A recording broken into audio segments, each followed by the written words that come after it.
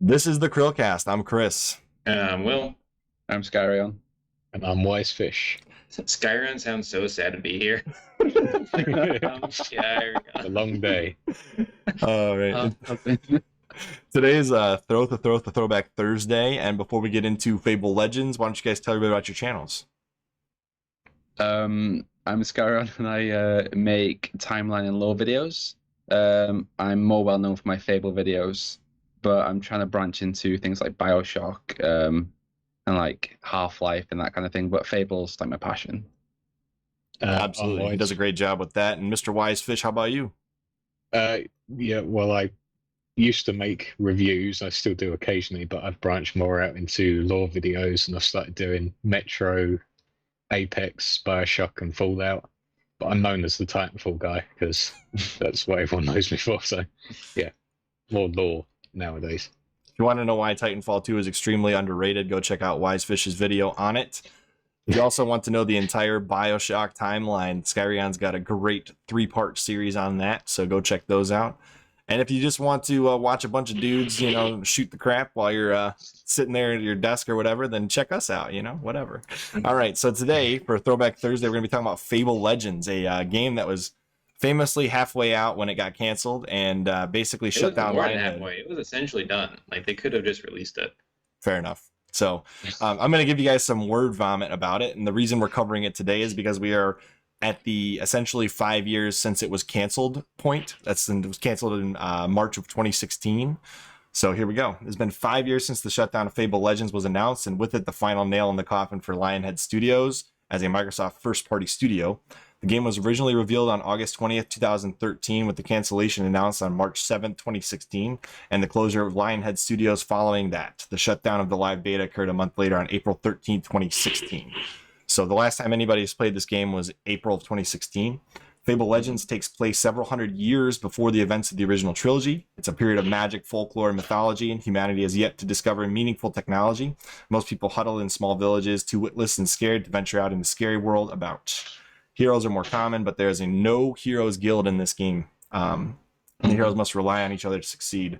The story of one quest that was revealed at Gamescom told of an ancient artifact called the Moon on the Stick, which the children of Albion once made wishes to. The heroes in Fable Legends are on a quest to locate this artifact. So the Fable Legends game was based around 4 heroes and a villain. Each role may be filled by a player via online multiplayer or by an AI. The same game experience was possible regardless of multiplayer or single player with 4 AI. All of the game's story and quests could have been played single player using AI heroes as sidekicks or enemies. It was also possible to play through the game's content as either a hero or a villain. During each quest, the 4 hero characters must use teamwork to succeed in their objectives, while the villain player opposes them with an army of creatures. The game was intended to have a 5 to 10 year life cycle, sounds a lot like Halo Infinite, and to be integrated into the cloud features of the Xbox One with smart glass features, allowing villain players to make their plan of attack before a quest. So that's kind of a synopsis of what Fable Legends was. So what we're going to talk about is what we remember about Fable Legends and some other various topics I have in our outline over here. So what do you guys remember about this game? I remember the reveal trailer and how it's like a couple heroes and they're going to like a play setting, and thinking that was really cool. I thought it was really Fable-y and had a cool like thing at the end when it zooms out and you see like the villain. And I didn't realize it was a live service game at first. So after I learned that it wasn't going to be a traditional single player game, I was pretty disappointed. But I still stuck with him because I believed in Lionhead. So was on the blogs, I was on the forums, I commented on stuff all the time. I followed it like throughout college because I was in college at the time, and it was really cool. It was definitely not what anyone really wanted, so I don't know what they were thinking when they decided to make this game. But it was pretty fun. So I actually was in the beta and I got to play as the heroes, got to play as the villain. I was terrible as the villain, but I think that's something like it took a lot of skill to actually understand like each like arena that you would actually like lay your traps for the heroes. And you had a certain amount of time to be able to do it. And I think the idea of the smart class, so you could actually like design these arenas like before you jumped into a game, which would have, made the experience a lot easier.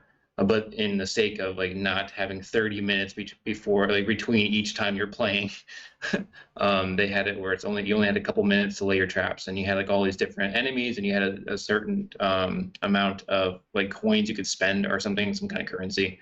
And yeah, it was really cool. The heroes are all super interesting. They had interesting like backstories, they had interesting character designs. All the new creatures that they were putting in looked great because it's an Unreal.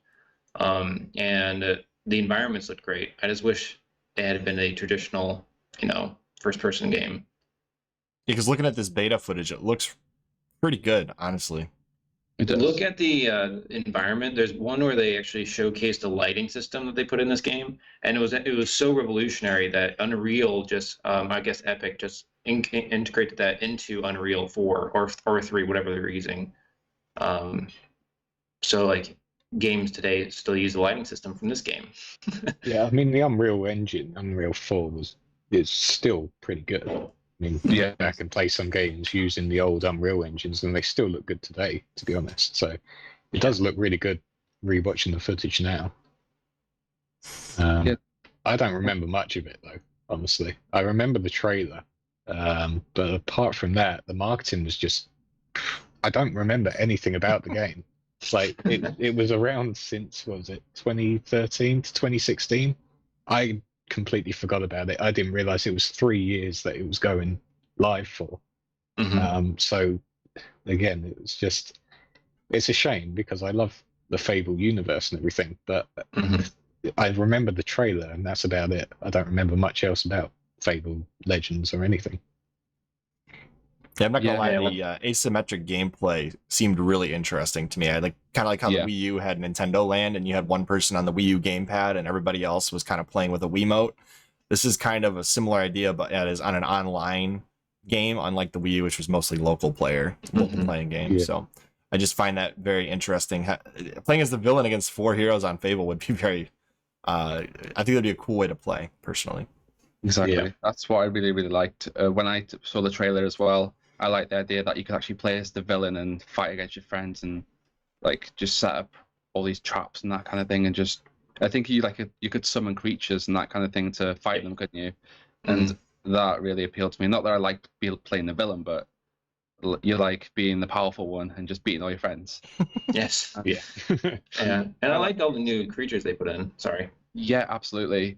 And I like the art style as well. And you can definitely see how the art style, they've gone from Fable 3 to Fable the Journey. You can definitely see the differences there.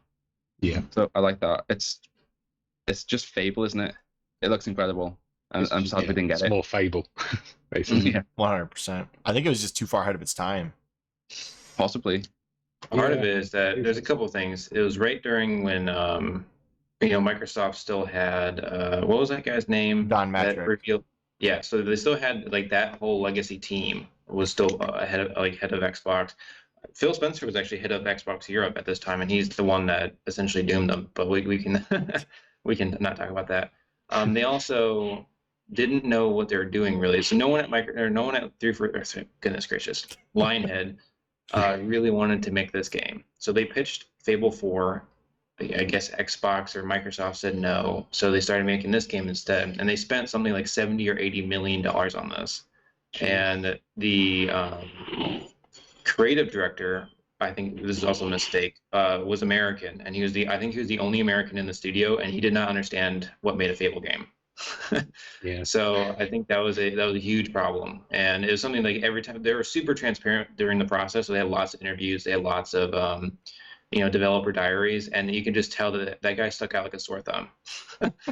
And Definitely. he was from League of Legends, so that's like no wonder this game was being shaped like this. Well, that's what I thought when I first saw it. Though I was just like, oh, it's going down the sort of MOBA route. I was like, and I'm not into that type of game. I'm not a big fan of League of Legends. So when I first saw Fable Legends, I was like, Fable Legends, League of Legends. Yes. It's not for me. So I just completely forgot about it. And now knowing that he was from League of Legends, it makes perfect sense. Yeah, well, he wanted like well he and the people who like put him in place wanted the League of Legends type Fable game, and then everyone at Lionhead wanted a AAA Fable game. So they mushed that together and ended up making this like really expensive game that no one really wanted. But I think that's the problem with Fable in general, though. Over the years, it's just been either over-promising or just not listening fully to what the community actually want. I mean, Yeah. you saw Fable 1 was great, Mhm. and then Fable 2 was good, but they made so many promises that it couldn't live up to it. Mhm. And then Fable 3 was just, well, lots of people hated it because of decisions. And then they're going into Fable Legends, and suddenly you've got a new team coming in trying to make it something it's not. And it's just like, what is this IP anymore? Mhm. What do you Exactly. actually want from it? And I think that's probably where the downfall went for it. Now, what would you guys say if Microsoft like unearthed this thing, fixed it up a little bit, launched it on the Xbox Series X before the new Fable comes out? So I actually posted this on Twitter that I think they should release this on Game Pass and have it even be potentially the multiplayer component of the new Fable game, or just its own standalone free game. I'd happily have that. Again, I like the dynamic of having 4 people against 1 person, and they have, as you said, it's basically finished. So, if Playground were to release this as a companion to the new Fable game, like historically we've seen with Fable 2, they had the pub games come out with it, and I like that. You've got the main game, and you've got an additional thing, but again, this is set around the time of the Old Kingdom, and imagine the lore possibilities. I get excited about that. And if it's I not think for successful, me- they just close it down. Whatever. It's already like it's finished. Why not? I Exactly. think for me, the problem is sorry, I didn't mean to interrupt, but I think the problem, like, for me is that is anyone actually working on it though? Because they'd have to bring resources into making it when they're already probably in the new reboot of Fallout. My mind's elsewhere. Fable. And I just think if you're suddenly trying to bring in a multiplayer element, bring in Fable Legends back, something that didn't work for 3 years, when you've already got another mainline title coming out, Yeah, that's fair. it's going to be a mismatch of different ideas again, and then you're going to have a Fable mainline title that it can't tell what its focus is going to be on, if it's going to be the multiplayer aspect or the main story and stuff. So I don't know. I like the idea of having a multiplayer Fable game, but at the same time, I don't want them pouring resources into a multiplayer that may not work like it did with Fable Legends. So Just have the people that worked on Fallout 76, move on to this game, and they can maintain this thing, put it out now in beta, and then eventually call it good. And then That's definitely a joke. They could actually do that. They own that team now. I know that was my joke. True. have them True. manage It was such a this small game. team anyway, though. Have them manage this game until the new Fable game comes out, and then they can move on to their next project, right? But this could be a nice little thing to hand out to the people that love Fable until the new Fable game comes out. They don't have to have this be part of the new Fable game at all. I mean, if it's all still there and they just need to sort of update some things and they got a spare team, then why not? But I just can't see it making its way back. Really. Yeah, They just from could- like they the could beta, I mean, call- they had like 5 or 6 or like maps done, and they had like all those arenas for those 5 or 6 maps done, and they had something like 7 or 9 heroes already done, and all the creatures were done. So, and it wasn't buggy from what I remember. Like the whole point of the beta was to report bugs, and I remember like I floated once, and that was it. That was the only bug I reported. That's an ability, not a bug.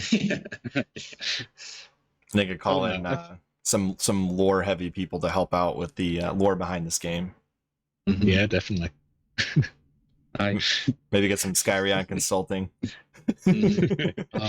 If Playground reached out to me, I would drop everything to go to wherever they're based, and I'd just quit my job. No, I don't mean that. If my job people are watching, but, Yeah, your face is on show now, so they know.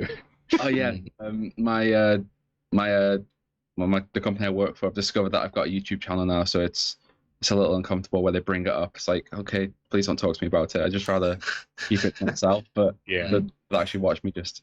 But yeah, I'd love to work on it or do a voiceover role or just anything really. Just anything Fable makes me happy. Mhm.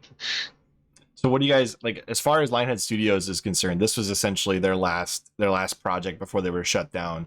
How do you guys feel about the legacy of Lionhead given that? I think it's sad. They started so strong. So my first Lionhead game was Fable, but I went back and played Black and White, which was incredible. And I feel like they had such a strong start, but then it was the overpromising Peter Molyneux, the Acorn thing, and it was just overpromising everything to the point where people just were disappointed. Even though Fable 2 is a great game, I felt like there could have been more. Fable 3, it's kind of split with the community, isn't it? People hate it, people love it. I like it, to be honest. I feel like if they had more time with it, it could have been better. But it didn't help that there was someone behind the scenes saying, "Oh, you're gonna get this, or you're gonna get that," and then you don't get it. And after that, it just went downhill, didn't it? It's just a sad fable of a company. Very good. Fair enough. I tried. I think it's I don't know.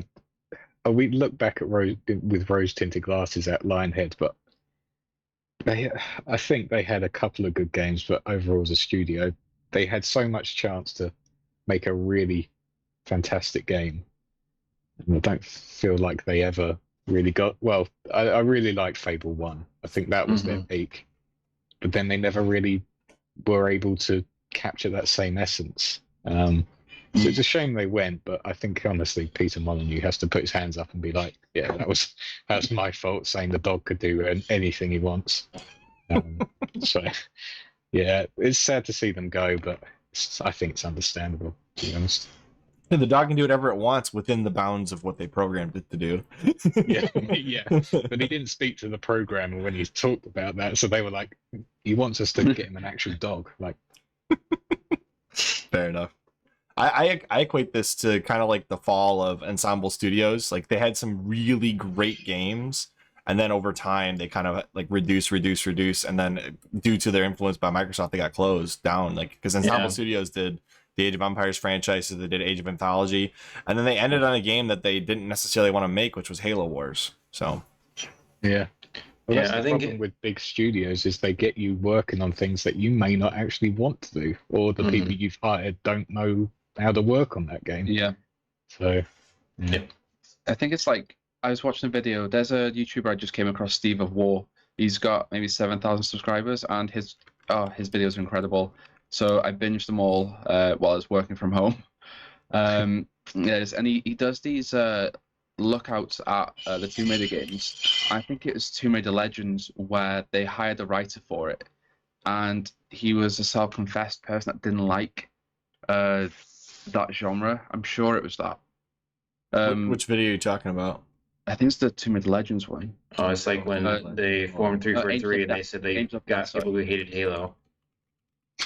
Angel of Death, or whichever one it was. But there was one of them where the person just didn't like that genre, and it just didn't work. They brought someone in because of their credentials, and it didn't work. I'm sure it was one of the Tomb Raider games. I'm second guessing myself now.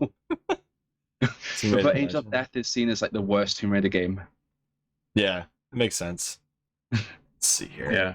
Well, speaking of the overpromising though with Peter Molyneux, he also I think just overpromised Microsoft. So I think that like part of it was he needed to stand up for the studio. Like the Fable 3, I think is definitely the lowest in the series. They've turned that out in 2 years. What he needed to do as the head of the studio is be like, I need more time. The team needs more time to make a better game. And I feel like he probably is like, Fable 2 made a ton of money. He's like, we can make another one 2 years, no problem. We can be a yearly franchise like Call of Duty. But isn't it a much smaller studio? Or wasn't a much smaller studio than? I mean, they didn't have Activision. It wasn't like the full force of Call of Duty behind Fable. That doesn't mean that they didn't try. But also, Call of Duty has 3 studios that do it yearly, so it's not like it's the same studio every year, right? And it never works. I understand how it works for Call of Duty. I'm saying that he's overpromising this, and that's why that failed. It makes sense. Makes sense. You could say the same about Fallout 76. I mean, look at what they promised. Look at the team they actually put into it, and then you look at the final product, and you just like you needed more time for this product because it's not going to be ready in 2 years after, or whatever it was, 3 years after Fallout 4, which had problems anyway. So again, it's just like over expecting this game to be fantastic and then don't realize the limitations. But then you can look at No Man's Sky, and you've got Internet Historian even talking about how much better of a game this has gotten to be over the years. You know what I mean? Like, just because a game is bad at launch, if a studio even if you overpromise and underdeliver, a beta can turn into a good game. The problem is the same thing we have with what was it? The guy from Nintendo. I can't think of his name off the top of my head. Mike Miyamoto says a good game can be delayed, but a bad game is always bad. Yeah, right? But then you look at Cyberpunk's launch and you sort of throw that out the window and just say, you know what? It's just down to the studio. Did they just give up with that completely after it launched? No, they still have a plan for more updates. Still I going. thought. But the problem is they're in lawsuit after lawsuit after lawsuit of overpromising and underdelivering. Also, they got hacked, so they got hacked too. Yeah. Source code didn't help. They pushed back the expansions and everything for the fixes, but I mean, I still have not had any glitches with my playthrough of Cyberpunk. You didn't have any, did you say? None. PS4 Pro, no glitches. I had a few funny ones, and they made my experience, but and I had no game-breaking ones. No, I will say though, I didn't start playing it until patch 1, so that could be why. Yeah, maybe. Anyways, as far as Fable goes, though, since Legends has been canceled, we now have Playground Games doing the new Fable game. So as far as that game goes, where do you guys see this? Is this going to be a single-player experience? Are there going to be multiplayer aspects to it? What do you guys think? They might try to put in a co-op mode like Fable 3 or 2 had, but I don't think they're going to. I don't think they're going to make the same mistake twice. Maybe that's being too hopeful, but I think they know that the fans want a single-player experience. Xbox desperately needs single-player RPG experiences. This is going to be the big first showcase of like a new studio making a new game. So, yeah, it needs to be single player with couch co-op optional, obviously. Please. That was one of the best parts of Fable 2, making bad choices with someone you like. Just running around killing people or doing good deeds too, wherever they were. I think it's an odd one, that choosing Playground, though, because all they've made is the Forza games. Yeah. And it's just like, are they able to make a RPG system in the Fable world? I don't know. That's what I'm cautiously hopeful. It just worries me a bit. No, but they've only done Fable Horizon. They haven't done, or not Fable Horizon, Forza Horizon. Fable Horizon. That would be great. That's the spin-off right there. Race cars in Fable universe. That'd be hilarious. Anyways, can you imagine you're going down a dirt road with one of the Forza Horizon cars? Yeah, just hit roll. That'd be great. Anyway, back to what I was saying though. Like, they've done Forza Horizon, not the standard your other Forza games. They've only done Forza Horizon games, and they've been extremely successful with those. It's considered one of the most. It's a completely different genre, though. Like, I understand, like, the Forza Horizon games are really fun. I'm just hoping that they're just like, they're British. They can do this. Well, fingers crossed. Representing us. Well, you know, it's one of those things. Like, I'm really glad that they kept it in Britain, but I don't know. Like, what are there any other studios that would be capable of taking that on there? Well, we've got a lot. We've got a load of them. I know there's a lot, but is there one big enough to do it? I guess is my question. Not one that's specialized in RPGs or something like that or knows or gameplay elements similar to Fable. I don't know of any other than Rockstar, but they wouldn't do it. So yeah, I don't really know. You'd have to search around, really. But I just find it odd that one that's made racing games is to be put on. I thought they were going to give it to Rare, to be honest. Yeah, you know, I'm curious what other games, if Playground Games has done anything else. No, it's not. It's literally just Forza Horizon since 2012. Well, let's see. See if they got anything else on their. I know they're making like an entire new team, so it will be like an RPG team, but I don't know. It was a weird choice. Yeah, literally only Forza. That's it. Yep. You're right. Yeah. Well, I'm still hopeful that it's a good game. I just worry when it's a new studio who have specialized in other things Mhm. They may not quite get it on the first attempt, but you know. Yeah, they don't have. I don't think they're bringing back any of the Fable veterans either, which is a little worrisome to me as well. Mm-hmm. We have to see a gameplay trailer because at the moment it's all glitz and glamour. It looks amazing, and I'm excited for it. But all we can same do is time, speculate. But just with any game announcement, I'll always go in positive, and then Yeah, when they announce more things, then I don't know. I'm a half glass full kind of guy where I'll look for the positives even in a negative situation. So I'm the other way hopeful. around. yeah. I mean, I'm gonna buy the game, so Oh yeah, I'm gonna definitely. buy it. Well, it's on Game regardless, yeah. Pass, so out of principle, I haven't been waiting so long for a Fable game. that's true. Now I'm curious who this Ralph Fulton guy is, because he's the one that's the game director, essentially. Wonder if he's done anything else. They have a level designer from Grand Theft Auto 5. He's the chief Yeah, they brought designer in a for lot Fable. of interesting and talented people for this. I will admit, they're definitely spending a lot of money on this game. Oh, they got the So they guy brought from in, Hellblade. Yeah, A guy from Borderlands. they brought in the writer for Arkham Knight. The Last of Us 2, I think. No, Arkham Knight.